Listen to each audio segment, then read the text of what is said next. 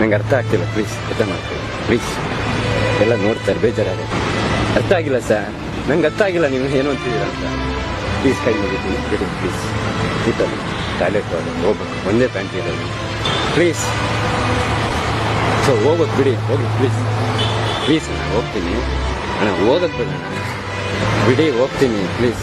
ಬೇಜಾರಾಗುತ್ತೆ ಪ್ಲೀಸ್, ಕೈ ಮುಗಿ. ಅಲ್ಲ ಎಷ್ಟು ತನಕ ಪ್ಲೀಸ್ ಬಿಡಿ ಅಣ್ಣ.